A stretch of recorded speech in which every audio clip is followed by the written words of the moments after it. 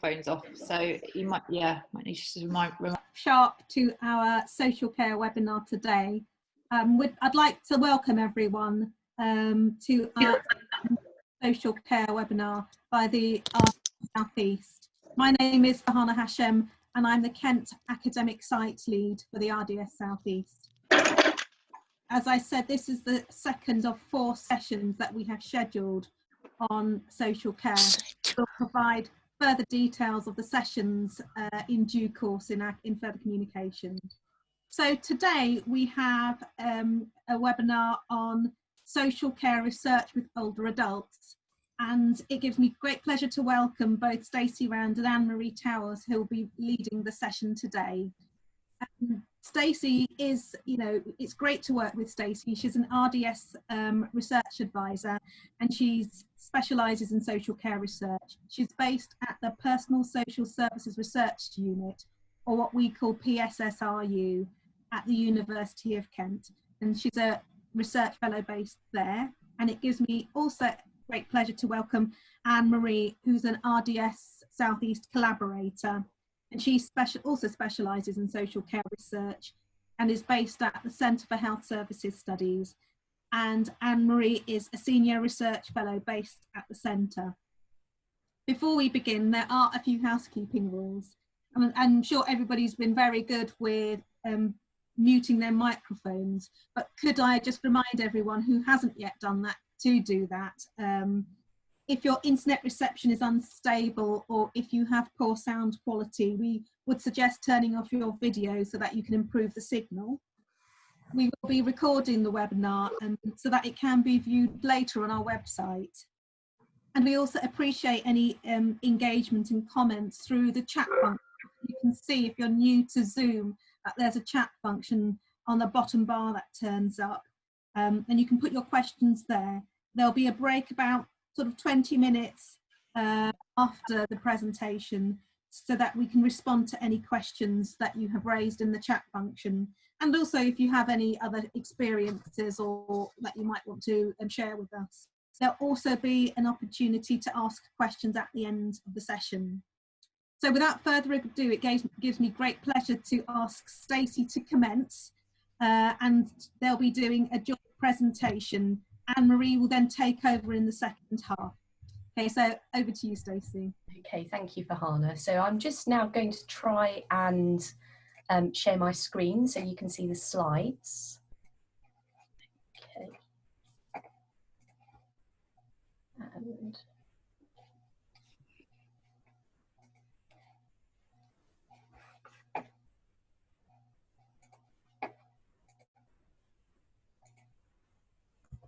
so I'm hoping everyone can see. If Farhana could just give me a thumbs up, wonderful. So as Farhana said, the presentation, we're going to be focusing on social care research with older adults. And it's going to be split into 2 halves, and I'll be presenting the first half, in which I'm going to try and attempt in 20 minutes to give a very brief overview to adult social care in England, and also think a little bit about research with older adults in community settings. I'm very aware that those of you who've dialed in today have diverse, different backgrounds, different knowledge. Some of the things I'll be presenting will be familiar to some of you, but perhaps not to others. But I'm hoping to give kind of a broad overview and some things to think about in terms of that bigger picture. So to start thinking about adult social care in England, I suppose the question that we can perhaps start with is, what is adult social care? And it may sound like quite a simple question, but I think the answer is actually quite complicated. And if we take a very big view, a broad view, it's actually quite a complex system. You have interrelated elements that cover both formal services and also informal support provided by friends and family. Under the umbrella of social care, you get a whole range of formal services, services that are in the community. Perhaps the most obvious one that comes to mind is home care, but you also have other support like day centres and activities, support offered by social workers, care planning and assessments, and other local community support as well. But alongside that, there's also care provided in care homes, nursing homes, and that's also part of adult social care. So within the system, there's already quite a lot of complexity. You have a mixture of in the community and residential services. You also have formal support provided by services, but also informal support from friends and family, all working together. Outside of the system, there's also quite a lot of complexity because social care, as we know, doesn't exist in a vacuum, and there's some really obvious overlaps with other sectors. The first one we might think of, quite obvious, is the overlap with healthcare. And we know that there's been a lot of talk about integration between health and social care services. These are services that naturally sit alongside each other around supporting individuals. But there are also overlaps with other services, for example, housing. One aspect of social care can be around adapting the home environment to fit with someone's support needs. So things like grab rails or adapting the bathroom to make it more accessible. And there's quite a natural overlap with housing. But there's also overlaps with other services in the local community, things like leisure services or transport, and also welfare and benefits.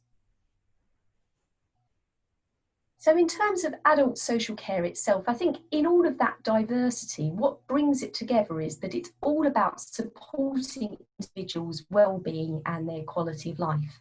It's all about supporting people to live with independence and dignity. But as I said, there's a lot of diversity in that as well. You don't have a homogenous group of people who access adult social care services. You get a whole range. You have working age adults as well as older adults.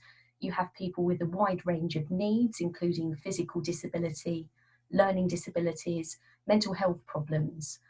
And you have people with support needs themselves who may need help with personal care or support accessing education and training or socialising. But importantly, social care also has a view and a perspective on carers as well. When I'm using the word carer here, what I'm referring to is unpaid carers. These are family and friends who are supporting individuals who need help. I think that's really important because, as I said on the previous slide, these informal carers, unpaid carers, can be thought of as part of the system, providing support, but actually they're also clients of the system of formal support services. So they occupy quite an interesting position within that. And that's quite important to keep in mind. So again, thinking a little bit about that big picture of the adult social care system in England. In terms of the overview and the policy, this is set at the national level by the Department of Health and Social Care. But in terms of actually administering the system, the responsibility lies at the level of local authority. You have different levels of local authority in England, and you have those local authorities that have adult social care responsibilities, of which there are 151. And these local authorities aren't actually directly accountable to central government for what they do, but they're actually accountable to local populations for the social care support that they provide. And that support is covered by legislation, the Care Act 2014. And this legislation places a responsibility on councils to meet support needs and provide and arrange for services. And in that legislation, you can see on the slide, there's a definition of the kinds of support. So supporting someone with nutrition, with making sure that they can eat, with personal care, washing and dressing, also maintaining social relationships with family and friends, being able to stay in employment and accessing education and training. And also, very importantly, going out into the local community and being able to access services there, excuse me. And I think it's really important in the Care Act that it states explicitly that these needs and this support isn't just for individuals who, because of older age or because of physical disability, need support, but actually there's also a view of family carers. So family carers may need support in their own right. And that dual focus, both of care recipients and their family and friends, is quite an important part of the Care Act and what it does. So again, thinking about that bigger picture of the adult social care system in England, there's this question of how do people with support needs get those needs met? And so I've put on this slide 3 common ways in which that might happen. And the top one, you may be surprised by, maybe not, but actually most of the care provided is actually unpaid by friends and family. So family carers actually offer the majority of care in England. But alongside that, you have these formal services, and they may be accessed through local authorities. That access is usually through a needs assessment, which is based on national eligibility criteria. And then on top of that, if someone is eligible, there's a means test.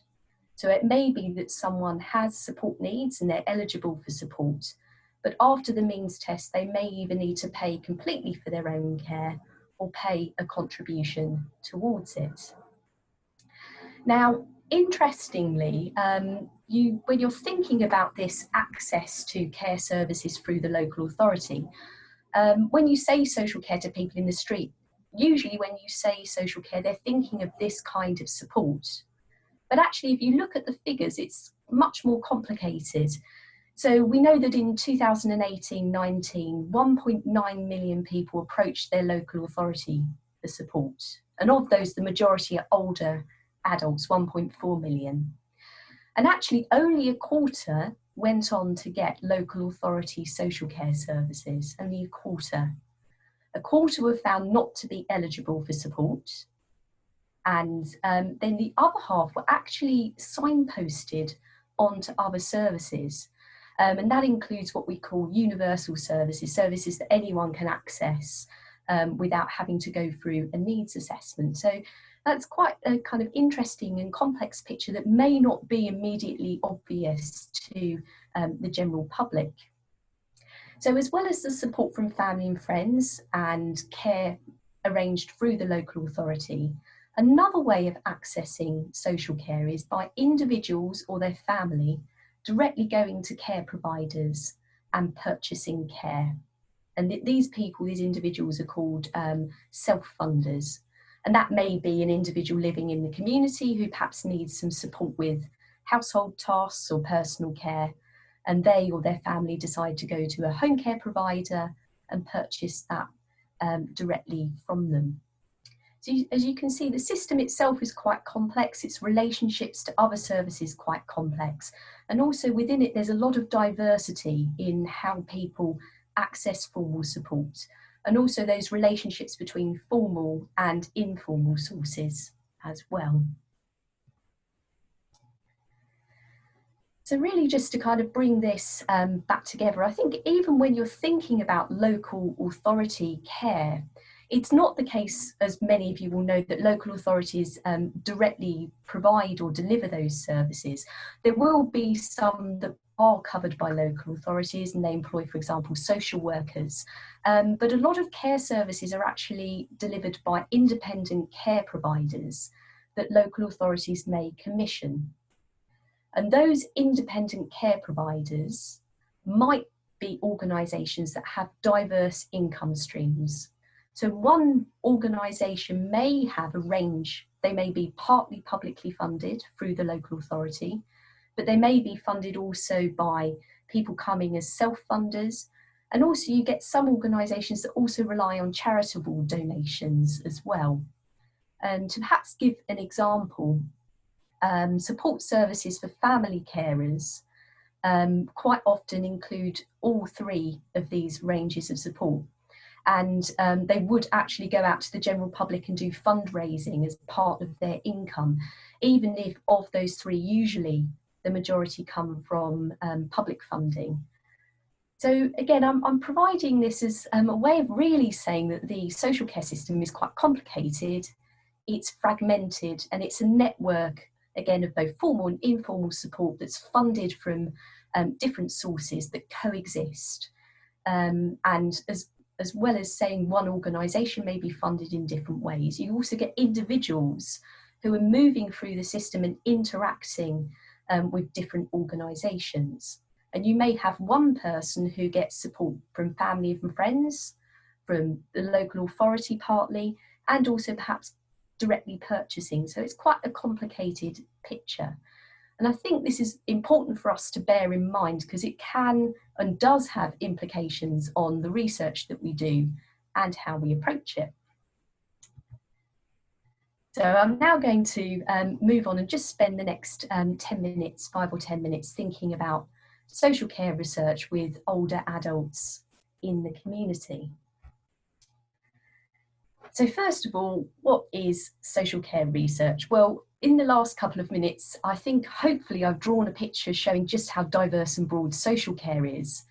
And as diverse and broad as it is, research into it is also very diverse.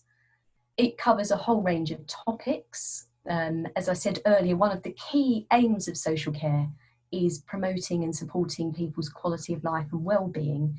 So research might focus on that, the impact of care. It might also focus on people's needs. It might look at particular groups or populations and ask questions around what needs are there and how are they being met. It could be looking at interventions, so new types of care or ways of delivering services and looking at how effective they are, so evaluation studies. And also social care research might include building the evidence base through things like literature reviews or secondary data analysis. And just to say around that secondary data analysis, we're quite lucky because in the UK and England, we do have some national level data sets that collect social care data that we can use to get that broad, bigger picture and ask some of those big picture questions.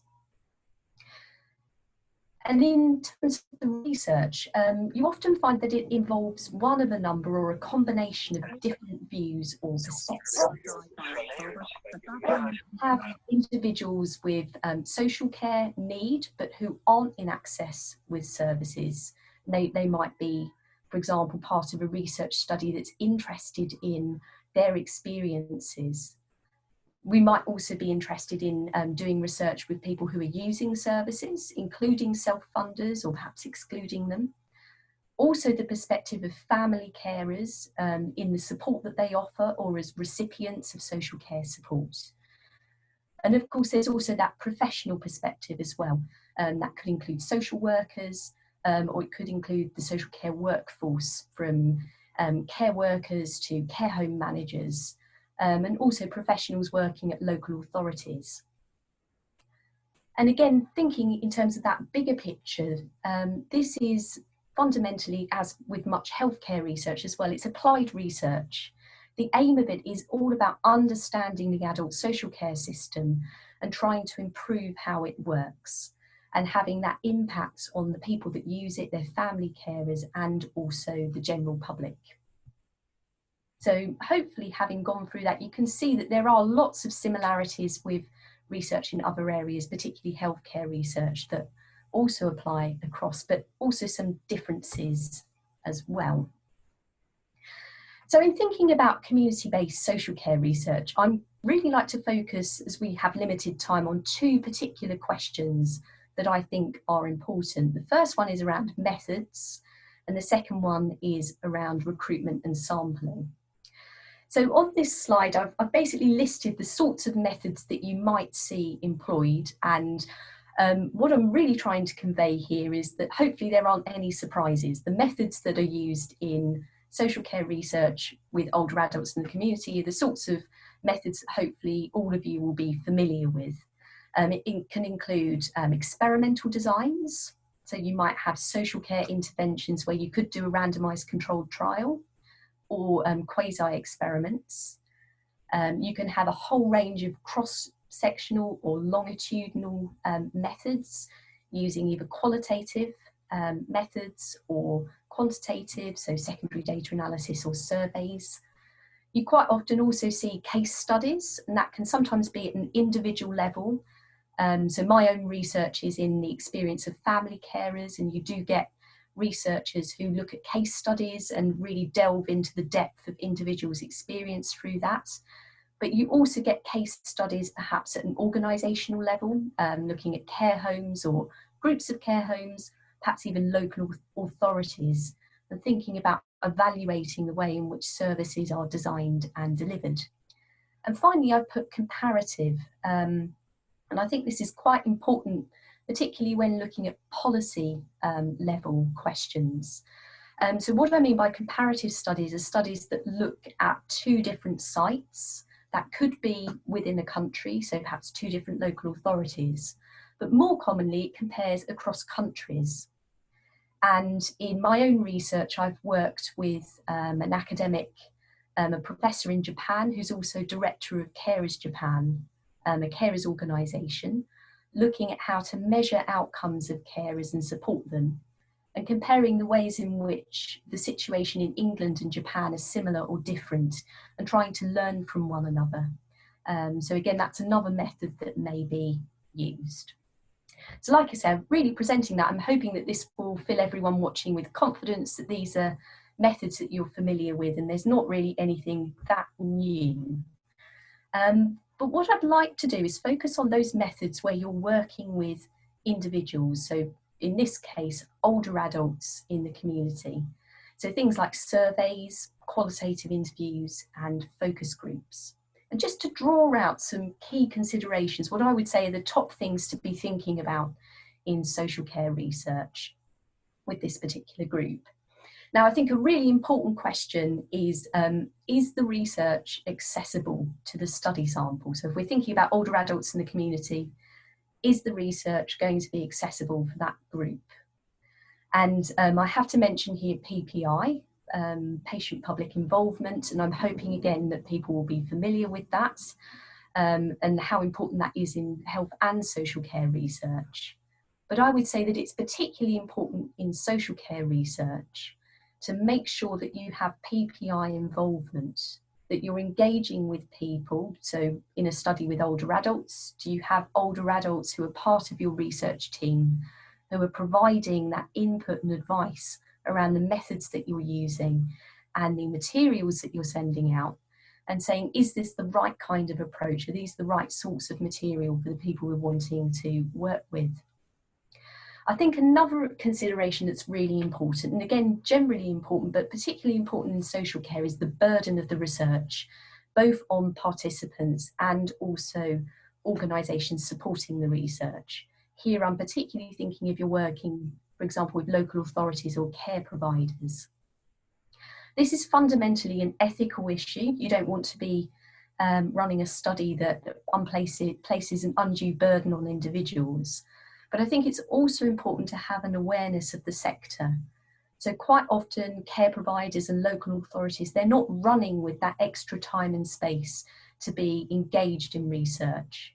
So what you're asking them to do in a research study is often slotted in around other things. And it's really important to be aware of that, particularly where you're working with professionals, where you may be taking time away from that frontline delivery of services. What impact is that having? And so it's really important that in thinking about methods and approaches, that question is asked, you know, is the burden minimised? How can we do this in a way that minimises that? And finally, I'd also suggest it's really important to think about engaging people who are at risk of being excluded. And if we're thinking about older adults living in the community, a group that is at quite high risk of being excluded is adults with dementia, particularly people living on their own with dementia in the community, of which there is a growing number, and also family carers of that group. And so there needs to be some thought in terms of engaging with those groups, thinking about the best way of identifying and working with them, particularly with carers of people with dementia. Often they're already very thinly stretched, particularly the situation at the moment, and thinking about how does this research engage with them in a way that works for them. So having thought a little bit about methods, I just want to also think a little bit now about recruitment and sampling. And And I think this is a really important question, because this is often the biggest challenge in social care research, particularly in community settings. And there needs to be quite a lot of thought and care around how are you going to find the people that you want to be working with. And again, thinking about the inclusion and exclusion criteria, there really isn't a one size fits all. It depends on the research and who you're looking for, but carefully thinking through what's the best route. I'm going to speak briefly around 3 common routes. These aren't all of them, but 3 that you might want to, or you may be familiar with, or you may want to consider. And they are local authorities, community-based care providers, and user-led groups or third sector organisations. So first of all, authorities. This, for many social care researchers, if you want to engage with people using publicly funded services, this is a good way of doing it, because local authorities know who those people are. Each local authority will hold a database, and that database offers a way of sampling service users known to adult social care. But on the flip side of that, it's important to be aware that that database only includes people known to local authorities. It excludes self-funders. It may not cover all carers. It may only, well, we know that the carers known to local authorities do differ from the population of carers in England. So it's perhaps a different type of group of people than if you were, say, wanting to work with carers generally. I think if this sort of route is approached, it's really important that researchers work quite closely with local authorities. There need to be good conversations around the database. Different local authorities use different systems, there's different information held. So what information is there, and how can the researchers and the local authority work together best to identify individuals? And again, if this route is taken, it's really important to gain support from local authorities, particularly if there will be resource implications of using this approach. So it's again thinking about how to minimise that burden. Approaches may be that the researchers take on a lot of the tasks, or that there may be included in the budget some funding to cover things like postage or admin time, just to mitigate some of that. And again, thinking about this route from experience and having done surveys in this way, there needs to be a realistic view of response rates. When local authorities send out national surveys, the response rate's normally somewhere between 25–30%. Where researchers from universities are working with local authorities, you see again and again the rate's lower, somewhere between 5 and 10%. So it can be a lot of work, sending out lots of surveys if that's what you're doing, or packs, with quite a low response. So that needs to be taken into account and considered. So aside from local authorities, we can think about care providers as another route in. And the benefit of working directly with care providers is that gives you access to everyone using that service, regardless of how they're funded. So it includes self-funders as well. Now, that might be beneficial, and that's very good, but there are also some things that need to be considered. So there's unfortunately no easy way, as far as I know, of accessing all of the care providers in an area. You can do web searches, and some local authorities have directories. You may have national bodies that have lists that you can use, but quite often it comes down to the research team having to do some desk-based research to try and come up with a list of who to contact, and it may be that you contact everyone or a sample. And again, once those providers, if you get them on board, again, this is from experience, they can be really helpful in sharing the study information in newsletters or social media. Or another approach can be sending them study information, and they can pass it on to people through the services as they're being delivered. I know we're in different times now, but a good example is at day centres. If you wanted to do research at day centres, you can send the information to the day centre, and they can go around and kind of hand out the information to people on behalf of the research team.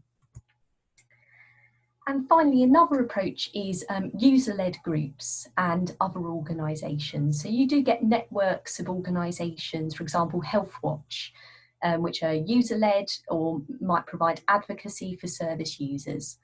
And depending on the research, they may be really helpful to have on board in supporting the study, alongside other organisations, for example, Carers UK. And they might be helpful in terms of raising the profile of the research and getting that information out to people. So I'm hoping that in that very brief snapshot, I've given everyone a little bit of an overview of the adult social care system in England, and also a little bit of a flavour of community-based social care research with older adults, particularly thinking around methods and recruitment and sampling. So I think we're going to pause here if there are any questions. Okay. Thank you, Stacey. I'm just checking the Zoom chat. I might give people about a few seconds to see if any have cropped up. That was very helpful. Thank you, Stacey.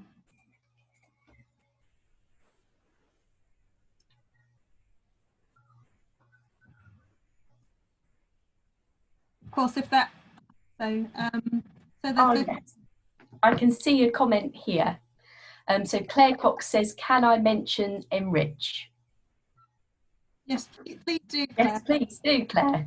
Hi, thank you for that, Stacey. As you know, we've been working together with Anne-Marie as well, but it's been really good because I've been doing a piece of work with Enrich to relaunch it. And for those that don't know it, it's an enabling research in care homes, and it's a NIHR organisation it's ongoing. It's been going before, but actually we've done a new review of it, and we're carrying that locally. So I've been, supporting that in the last few months or so. And obviously on the back of everything that's happened, we've had to take a different tactic. But and that has been through local authorities. And just to let you know, I have been in touch with all of our local authorities in Kent, Surrey and Sussex, and have some real good success. And it's really good to have what you're saying now. I need to think more widely as well, but also to share with you what I've kind of found, because they have opened me up into them coming up with a system through their normal communication routes, that they're happy to send things out to their user groups and things like that. So I'm very happy to share that with you. And I'm hoping that I'll be able to provide more about Enrich and hopefully promote it in different ways, if that's all right. Okay. Actually, Anne-Marie is going to be talking about care home research. Yeah. And I think from the comments, she may be picking up on that point, but thank you. I think that's very important to highlight. Yeah. And what we're also, sorry, just to add to that, because we're concentrating on the old adult and care homes and nursing homes, but we do hope to expand out to all sort of community and care providers as well, but that's in the long run. Okay, thank you. Sorry, that's and I would say thank you for highlighting that, because I had meant to kind of put that in the slides, but I think that's really important. So Claire and I have been working recently on a project, and we are starting to look at how we get that CRN support. And what we are finding, particularly, so my research is with family carers, and we started scoping out, we found that quite a lot of CRNs do have contacts with carers organisations already established. So working in partnership with them, if they've got existing contacts, rather than the researcher having to go through web searching and trying to find individuals, that could be one route. And the wider those networks and relationships, I think the better. Just on the flip side, I would say that with a lot of these care providers and third sector organisations, you often find that there's a lot of shift. So you may build up a relationship with an individual, or you may get to know an organisation, and then that organisation may cease to exist or morph into another one. So that's one thing to be aware of in social care research, is often a kind of very shifting landscape. And so it's quite important to keep refreshing and renewing those relationships, and do be willing to reach out and get support from other people where you can. Okay, I can see there's lots of other questions. So I think we've probably got time for one more, and then we'll move on to Anne-Marie. So shall we take the next one, if that's okay, Stacey? The question, Shadrick thanks you for your presentation, and has asked whether you have a reference point for, you have a reference for the point you make about people receiving informal care that they could look at? The answer is yes, and I could share that afterwards. So yes. Great, okay, thank you. And if it's okay, Raza and Sabina, we can take some questions afterwards as well, so to enable Anne-Marie to have enough time to do her part, if that's okay. Thank you. So over to you, Anne-Marie. Okay, let's see if I can do the screen share thing. Okay, can you tell me, can you see that okay? That's fine. Okay. Brilliant, thanks Stacey. So really, it's been really helpful to have an overview from Stacey about all the different social care system, about the different types of providers, the different funding models, etc. And so I'm not going to repeat any of that because that applies to care homes as much as it does to research in the community, obviously. What I'm going to try and do here is think through some things that are care home specific, because obviously care home research tends to be quite a large part of the funding applications that we receive and see at NIHR. Okay, so I'm going to first of all think about sampling. So unlike in the community, care home residents are obviously in clusters because they're based in homes, and what we expect in any kind of cluster research is that people will have maybe more in common with the people that they're living with or they're clustered with than they would with people in other clusters. So this is something that needs to be taken into account when we're doing the sampling and designing the study. We can't just go for a random section of people across, as we might say in a home care situation. We need to think about the factor in the fact that they're living in these institutions and what that brings. So some things that we might want to consider, as you would in any study, things like geographical region, but then thinking about care homes specifically, we want to think about the sector of the home. So remember Stacey mentioned that in social care providers are loosely divided into three kind of groups. We've got the for-profit commercial organisations, you've got not-for-profit or sometimes third sector charitable organisations, and we also still have for care homes some statutory, so local authority run care homes. They're very much the minority these days, but they do still exist. So that's something that I would expect people to be talking about or recognising if they were applying for some funding in care home research. The other consideration is to think about the size of the home. So care homes in England vary enormously in size. So you could have something as small as a provider that has one home, but you can also have a provider with up to a whole national chain, like Bupa, for example. And in between that, you get regional home providers, small group homes, 3 or 4 maybe, that they're running across their region, like the southeast or the northwest. So again, thinking about when you're selecting these homes, are you taking into account representation from those different size organisations, because that might have implications for quality, it might have implications for staffing, and certainly for outcomes for residents. The other big thing, of course, with care homes is what type of home are you recruiting? Are you only focusing on residential? Are you also going to include nursing? They have very different makeup. They have quite different staffing. For example, residential care homes probably have no clinical staff on site. So they'll be relying entirely on community health coming into the home. There are also subgroups within that. So for example, you might find it's a residential care home, but it's one that specialises in adults living with dementia. Then there is the size of the homes themselves individually. So you could have a care home with, it's not like homes for adults with intellectual disabilities where we get very, very small numbers, but there are homes as small as maybe 10 older adults living in a care home. So quite personal, quite small, has more of a family feel, versus much larger homes, particularly some of these nursing homes I've been into with over 100 residents. In fact, I think one study I did, we had a care home with about 250 residents living in different buildings on site, but that was registered as one big home. So the variation is enormous. And again, it has implications for sampling within that. It has implications for staffing, quality, etc. That leads me on to quality ratings. So as hopefully most of you will know, the Care Quality Commission in England regulates social care just as it does health. And every social care facility like a care home or a nursing home will be given a quality rating in England, and that quality rating ranges from outstanding through to inadequate. And that's something, again, that we often take into account when we're selecting homes. We keep an eye on how representative the homes are in our sample in terms of those quality ratings, because it's very easy to recruit the good and the outstanding homes, and it's very difficult to recruit the homes that have poorer levels of quality, but that can impact on the story and the messages that you're sending out. So it's something that probably shouldn't be overlooked, particularly in larger studies or quantitative studies. Okay, and I've put other factors because really this is something that we could talk about endlessly, and obviously every study can't control for every eventuality, and we wouldn't expect that, and it will relate very much to the kind of research question that you're asking.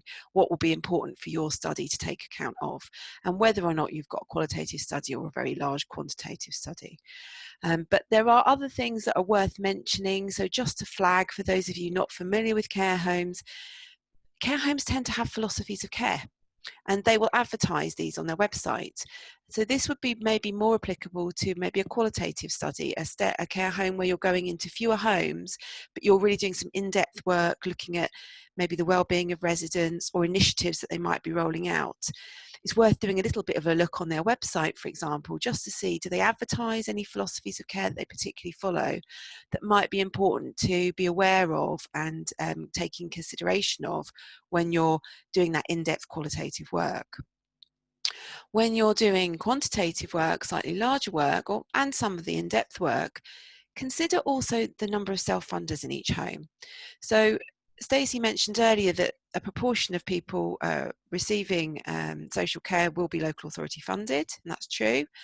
But like in community care, in care homes, actually a large proportion are self-funding. So they won't meet either the means testing or the eligibility criteria to qualify for local authority support paying for that care home placement. And this can really affect the outcomes and the resources available to those homes. So we know that in a care home, for example, that has majority local authority funded residents, then the income for that home is going to be much lower than a home that's catering for self-funding residents, where they basically bump the price up. Equally, you've got some care homes, a majority probably, which cater for a mixed bag.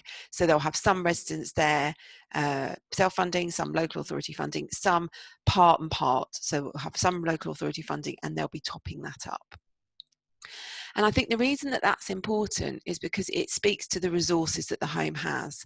And it also speaks to the experiences that those residents and their family members will have had up until the point where you're speaking to them.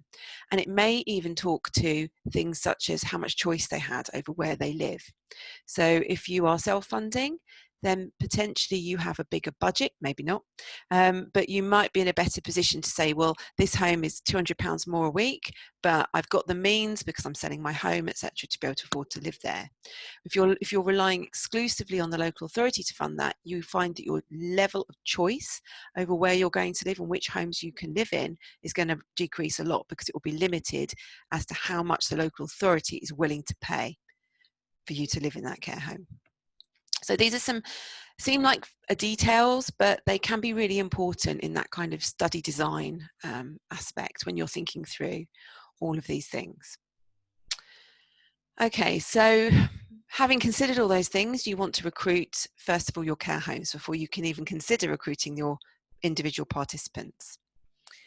As Claire just said, there's a huge variation in research readiness in care homes, and the NIHR have the Enrich website. I've given a link there. Which is an incredibly helpful resource. And if you're unfamiliar with Enrich, I really recommend you go and have a look at it. It's got resources there for researchers. It's be really useful for any RDS advisors on this webinar who just want to familiarise themselves and think about the kinds of things they might want to be thinking about when helping people with funding applications. And it also very helpfully has a directory of care homes by region who are research ready. And really that can mean slightly different things. It could be that they've participated in a research study before, so they've got some experience. It could be that they've invested quite a lot of time and energy into thinking about things like consent in their homes, recruitment of their residents, and that they have a staff team or a manager who is particularly interested in research or supportive of research. So it's a really good place to start. I just strongly recommend that everyone goes and has a look at that website. Okay, so thinking more about how we would recruit care homes at the home level, a lot of times we would do it randomly. Maybe, as Stacey said, look at directories, for example, the CQC register of care homes, get a list of care homes and do a random selection, maybe taking into account or checking for things like size and those other factors that I've already mentioned. But then you've got to work out how do you approach those homes that you've selected. And I think in social care, this is particularly important. If you remember, Stacey made the point earlier that there's not a lot of resource for research in social care, and that's really true in care homes as much as it is in the community. And so you need to kind of, within that first approach, whether that be a letter, a phone call, whatever it is, you need to grab the attention of that manager or owner. And make sure that it's not just lost in all the other information that they receive on a daily basis, particularly given the sensitivities around other pressures that they're under, particularly around funding, and that they may just see this as another thing they're being asked to do. Some of the tips and hints that I can give you from years of doing this kind of care home recruitment is personalise the letters. It doesn't take a lot of extra effort to go to the CQC website and check who is currently the registered manager. As Stacey said, there's high turnover in social care. So even if you've done some random selection, and maybe that was maybe a couple of months ago, you've got your sample on a database and you're working your way through doing invites, before you send that letter, go back and check, has the management changed? It will be kept up to date on that CQC register. So it's really worth doing that, because targeting it and personalising it as much as possible can make the difference between someone reading it or not. Very quickly within your approach, make it really clear and obvious why the research matters to them. Not just to social care, not just to care homes in general, but to them. Think about supporting your recruitment, not just with these letters, but also following it up quite quickly with a phone call. Just phoning to see, I sent a letter to you a couple of days ago, just checking you've received it. If not, I'll pop it in the post again, or would you prefer it by email? So it's little things like this that you have to cost in if you're really serious about getting a big sample of care homes into your design, because these things take quite a lot of, say, research assistant time to do, but they can make the difference between meeting your sample criteria and not. Outline in your letter, and also when you talk to them, which organisations that they would be aware of support the research. So a good one would be the local authority, getting them on board. Presumably you've all listened to the ethics one that James did, and he would have talked a bit about research governance and needing to go to local authorities for that. So by the time you're sending a letter inviting a care home to take part in research, you will have had ethical approval and you will have had research governance approval. So say that. Say that the local authority is supporting the research in their area. It's also always worth engaging with provider representative organisations such as the National Care Forum. If you can get them on board in that funding application stage, then do. My Home Life, they're a really good resource that a lot of care home managers are really keen on and will be part of that kind of community of practice. Maybe also, if it's a nursing home, consider getting people like the Registered Nursing Home Association on board. So these are things that you should be doing at that funding application stage. It could be that they sit on your study steering group, it could be that they are co-applicants on the research, or that they just provide a letter of support, but worth engaging and getting permission to use their names when you approach care homes. Okay, so a few final thoughts on recruiting the homes themselves. Don't underestimate the time required. I've consider a staged approach. The reason that I think that can be really helpful is two things. One is that turnover in managers and senior staff can be reasonably high. So you could recruit somebody, and if you're not actually planning to go into that care home maybe for 6 months because you've got a lot of data to collect across several homes, then that could all change. So you could have invested a lot of effort early on, only to have to repeat that effort and build new relationships 6 months down the line.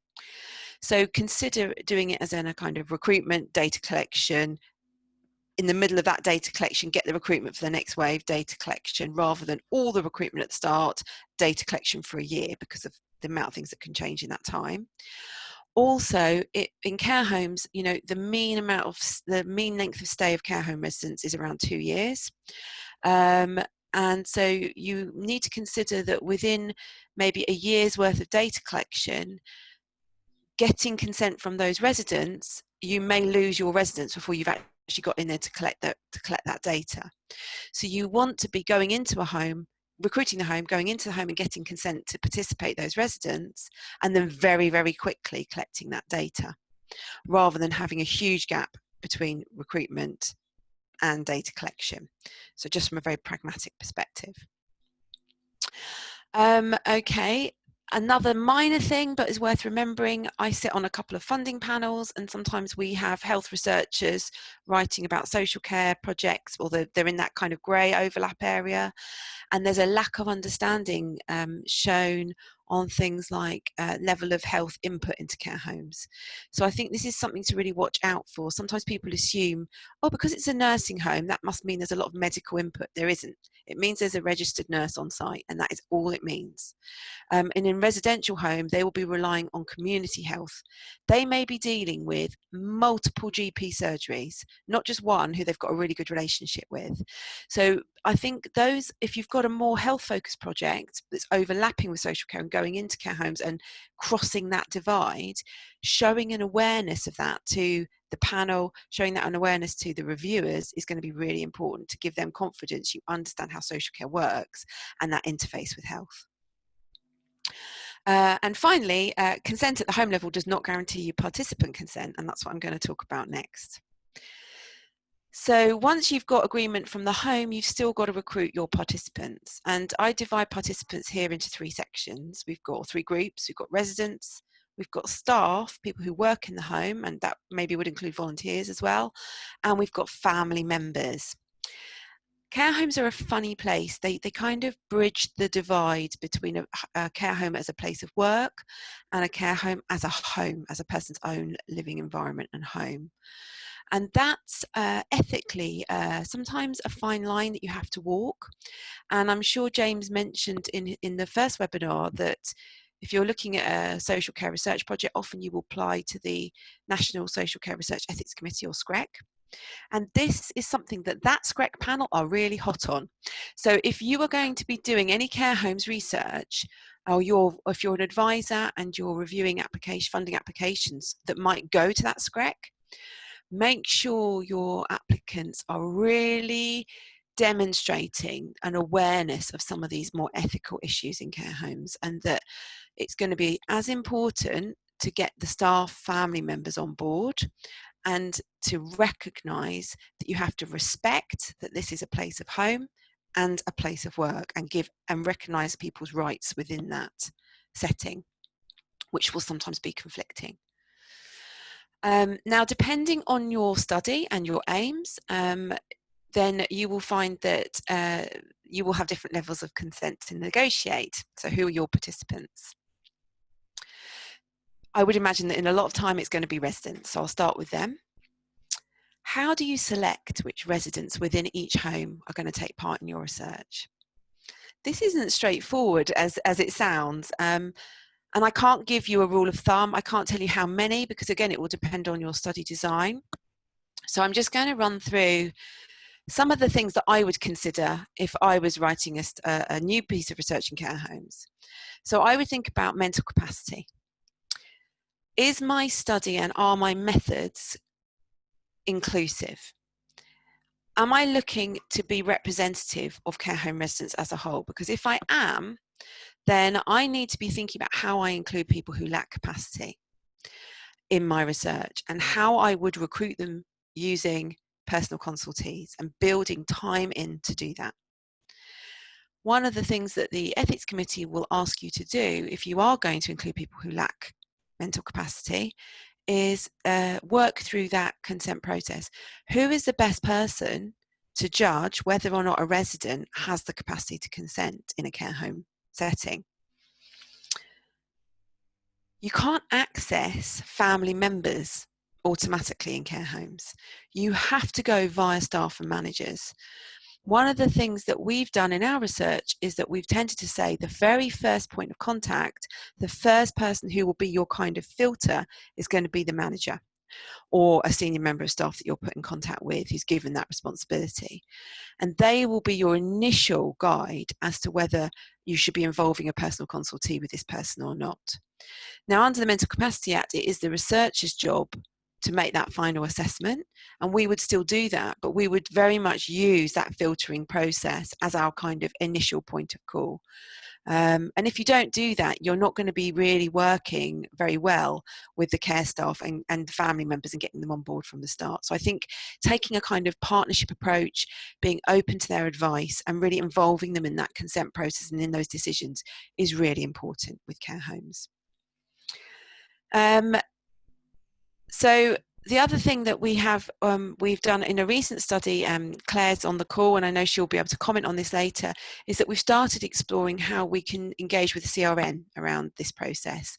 Certainly going into care homes and assessing capacity to consent and gathering that consent, recruiting residents, can be incredibly time consuming. Often the burden falls on the homes and the staff. And so if you can get NIHR CRN involved from the start and get it onto their portfolio and work with the CRN to kind of help them work with their systems, if you like, to kind of help recruit residents, I think it will be the way forwards in the future. Because you know, the burden on care workers to go around all their different residents and do that consent process with you or for you is very high. Final point, which seems very minor but can be really important when you're doing your ethics for any and thinking about this in the design, is that some care home residents have the capacity to consent verbally, but they cannot sign. So don't fall into the trap of always saying, and we will get signed consent, because you could fall foul of that in practice. And we have managed to get through consent through the ethics committee by saying, in an ideal world, we'll get signed consent, but where the person cannot, we will have a witness to say that they gave verbal consent and we will sort of sign on their behalf. We have managed to get that through because otherwise you're excluding people who can't sign, which to me is unethical. Okay. So thinking about how we might consent staff and family members. Now, this might not be necessary for every study, but it will be for some, particularly if you're doing things like observational work in care homes. The Social Care Research Ethics Committee will require that you have gathered the consent of staff who are on shift during those observations. So even though they might not be the subject of your research, you're not collecting data on them per se, because they are there and they are part of that bigger picture, you will still need to consent them to the research. Remember that participation is voluntary for staff. Just because they're working on shift doesn't mean they have to be there or want to be part of your study. So this is something really difficult sometimes to negotiate. The way around it that we've done, how we've worked around this in the past, is that we have said, warned staff the days that were coming in, and then staff we negotiate with the care home manager that the staff should be able to swap their shifts if they don't want to be there on the day, and that if they're happy to be there when we're going to be there collecting data, that they sign a consent form. So there is some negotiation that needs to go on around this kind of participation of staff sometimes. Some staff are very sceptical of research. They are often people they're often women, they're often working part-time shifts, they're fitting it in around other commitments and lifestyles, and they might not be familiar with research. They may not have taken part in research in the past, and they've got a lot of other things going on in their lives, and they kind of roll their eyes a bit sometimes at the thought of being asked to do yet another thing or take part in yet another thing. So we often find it's very helpful to go in and talk at a staff meeting so that they can meet you. They see that you're not just going to come in and be another force judging them, telling them they're doing a bad job, which is what they're afraid of. and reassure them, make it really clear, you know, how useful their voice will be, because it is incredibly useful.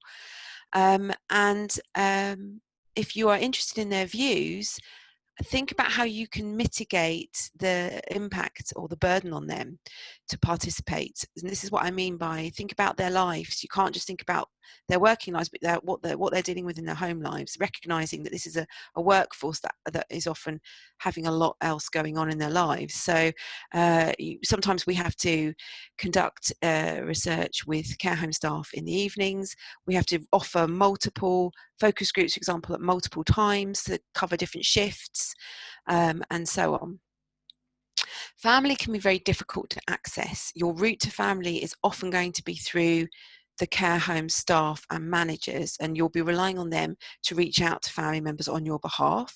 They obviously, for data protection issues, can't share family members' names, contact details without consent.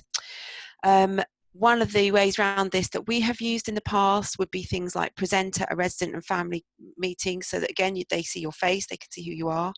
And we've also asked or even visited the home and put posters up advertising it and asking family members to contact us directly. But that can actually be quite difficult. Okay, so broadly some study design considerations. I know we're really running out of time, sorry everyone. So things like, this is a frail population, many have dementia and cognitive impairment. There can be an over-reliance on proxies with this population. So you need to be realistic about what they can tell you. I wouldn't be expecting this population to be filling in complex questionnaires about their health needs, ADLs, you know, characteristics, because they're not going to really be able to provide that kind of detailed information and fill out long questionnaires. So that's something you could easily get the care workers to do on their behalf, but they can tell you about their experiences in some way and at some capacity. So I think any researcher who's going in collecting data in care homes needs to be showing an awareness of the needs and characteristics of residents and thinking about how they're going to engage with them and gather their views, and that might require different methodologies. Think about the burden on staff and their resources. Consider paying for participation. I saw a question earlier which was around payment for participation. This is becoming more and more acceptable and even expected now in care home research. So don't be afraid to cost that in, both at the home level and at the kind of thank you vouchers for staff, residents, family members. Don't be afraid to cost that. I think it does help, and it shows that you value their involvement and participation. What will you give them in return? This doesn't just mean finances, it can mean feedback. So care homes are sick to death of people coming in, taking their data, recruiting, and then going away, writing an academic paper, and they never hear about it ever again. Find ways in which you can feed back to those staff, those residents, family members, the provider organisation itself. How can you give them something back that they can use, either to show CQC they've taken part in research, or to demonstrate a commitment to quality improvement, for example, or just to kind of help them learn and improve from the findings of your study? I've noted here that data varies between homes and providers. Stacey mentioned that there's a lot of data around, national data around home care use. Care homes, there is no minimum data set currently for care homes, and this can be a challenge. So just something to be aware of, that the level or the comparability of data held in care homes, you might find it varies a lot between homes and between organisations. And finally, care homes are open 24 hours a day and 365 days a year.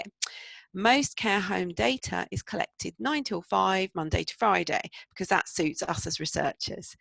But be aware of the limitations of that approach, and I've got a reference that you can use to think about that. So I'm finished. I know that was a really high speed run through, but I was conscious of time. Have a look at some of these references. Hopefully they will be helpful to you, and they will back up some of the things that I've been mentioning in today's presentation. I've got 2 plugs before I hand over a question. One is the RDS, and here's a link. The earlier you get to the RDS, the better, because RDS can support you right through who you need to be working with and bringing into your proposals, all the way through to giving you mock panels and supporting that fine-tuning of your final stage 2 application.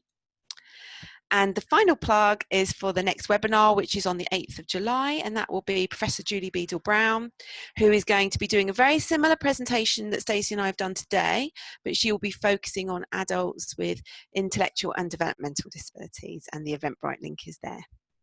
Okay, thank you. I'm going to stop screen sharing and hand over to Farhana for questions. Thank you very much, Anne-Marie. That was really useful too. We've got probably time for 2 questions. There is one from Raza. There's one from Sabina as well. Is there a general understanding from funders that recruitment might be difficult and therefore might affect the choice of methods selected? So what arguments can one make to convince of the appropriateness of a study of a design even with smaller sample sizes than others would expect? Otherwise would it be expected? Yeah, absolutely. I think there is a recognition of this. NIHR now, I mean, I can only speak for NIHR, but they are putting a lot of effort into having good social care representation on all their funding panels. They're recruiting actively now, in fact, for things like HSDR, which previously has been quite health focused. RFPB panels now have social care representation, and of course you've got the research for social care. So I think having that representation means there is a greater recognition now on those panels of these kinds of recruitment issues. In terms of making an argument for that, I would strongly reference previous care homes research and show that I mean, so some of the references I've just shared can demonstrate some of this. We've got one on engaging care home managers. I've included these deliberately because I think they're quite practical, and thinking about things like when data is collected. There's a lot of good research that's gone on around this and has made these arguments, and I think you can reference those to back up your recruitment strategies and sampling frames. Okay, thank you, Anne-Marie. There's one from Raza. How do you explain to care home managers and staff what researcher duties to report any safeguarding issues or abusive, neglectful neglectful practices, especially as they discourage participation of homes of new to research or ones that generally are not the best? Yeah, so we do make it clear to care homes. What we don't do is scare them off with it in the first instance. So I think this comes back to this, you know, foot in the door approach. The first thing is going to be personalizing it, going through those things that I said, getting your foot in the door. Then I would always recommend a face-to-face meeting with that care home manager when you're going to work through things like participant recruitment within the home, the details of the data collection and what it would involve, the burden on them and our expectations and timelines. And that's the stage where I would introduce, obviously everything that happens here is confidential unless we were to see, and then we would break that. And that's, you know, we're ethically bound to do that. I have never found once that has suddenly changed someone's mind and put them off participating in a research project. So I think it's doable, but it's about doing it in a staged way and not frightening people too early on, which obviously you wouldn't do anyway. Thank you. And probably time for one last question. Stacey, do come in if you want to. I'm conscious that just because it's slightly short of time, but we've got one last question from Deborah Ridley. Would an ethics committee ask for, so what would an ethics committee ask for if your research was specifically looking at participants who live in a care home but do not have capacity?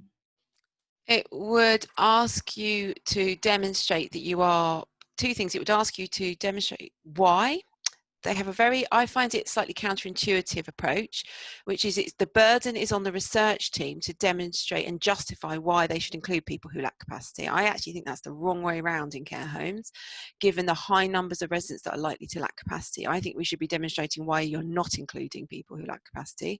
However, that is the way it is. So you have to demonstrate why you are including them and justify that. And I think that's easy to do because you can say without doing that, you are not being representative. So they will look for that.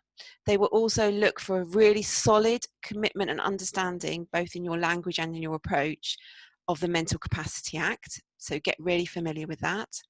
That's it really. Those are the two main things. Other than that, I think they are increasingly getting used to the fact that most care home research falls under that, unless it's secondary data analysis or only with staff. Yeah. Okay, thank you very much, Anne-Marie, and thank you to Stacey as well. I think we ought to close now. But thank you very much, everyone, for coming to the webinar today. And also do come to our next one, which Anne-Marie has plugged for us. If there are any other questions, please do get in touch with us. And yeah, I'd like to bring it to a close, and thank you very much to everyone for attending.